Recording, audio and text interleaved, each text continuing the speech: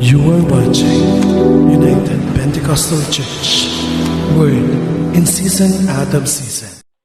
Purihin ang ating Panginoon, isang mapagpalang araw po muli ang aking pong ipinapaabot sa inyo pong lahat mga kaibigan, mga kapatid, na patuloy pong sumusubaybay sa ating pong daily devotional message at marami pong salamat sapagkat ang ating pong gawain ito ay nagiging daluyan ng Panginoon ng pagpapala at nawa tuloy tayong napapalakas sa pagtitibay ng ating pong program na ito at malaya po ninyo itong i-share sa inyo pong mga kaibigan, sa inyong mga mahal sa buhay upang nang sa ganon maging kalakasan po ito sa bawat isa. At sa pagkakataon pong ito, tayo po ay nasa part 2, nasa ating pong continuation ng ating subject na overcoming obstacles. At pag-uusapan po natin ngayon ang ilan po sa mga Bible stories na meron pong iba't ibang kinaharap na mga obstacles o mga kadlangan. Ngunit hindi po ito nagpatigil sa kanila na kanilang abutin ang kanila pong goal sa kanilang buhay. Isa po rito sa pag-usapan natin, yung kwento sa buhay po ng mga Israelita nung sila ay umalis mula doon sa lupain ng pagkaalipin na siyang Egypto sa pangunguna ni Moises. At sa kanila pong paglalakbay patungo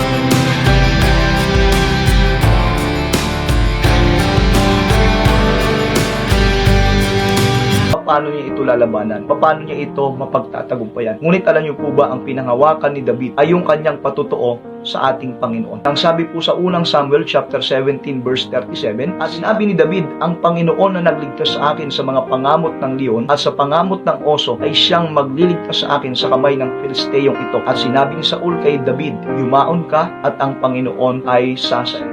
Ibig sabihin, dahil meron siyang patutuo sa Panginoon, sa kabila ng higante kinakarap niya, ito yung kanyang obstacle. Meron siyang sapat na dahilan upang labanan ito pong si Goliath. At nung panahon na siya ay humarap sa kanyang kalaban, sa kanyang obstacle ito, sa kanyang kinakaharap na kadlangan sa buhay. Ano po ba ang sabi po ng verse 45 ay, nang magkagay sinabi ni David sa Filisteo, ikaw ay naparirito sa akin na may tabak at may malaking sibat at kalasag. Ngunit ako ay naparirito laban sa iyo sa pangalan ng Panginoon ng mga hukbo ng Diyos ng mga kawal ng Israel na iyong hinahamon. Ang kanyang daladala hindi yung kanyang sariling lakas, kundi ang kanyang daladala ay ang pangalan ng Panginoon. At dahil puroon, ang sabi po ng verse 49, at isinuot ni David ang kanyang kamay sa kanyang sukot at kumuha roon ng isang bato at inilagpos at tinama ng Filisteo sa kanyang noo at ang bato ay bumaon sa kanyang noo at nabuwal na pasubasog sa lupa. Isang bato lang ang ginamit ni David. Ito ang nagpabagsak kay Goliath. Ang ibig pong sabihin, dahil siya ay nagtiwala sa Panginoon, meron siyang patutuo sa Panginoon, ginamit niya ang pangalan ng Panginoon. Yung kanyang kinakaharap na obstacle, yung higante sa kanyang buhay,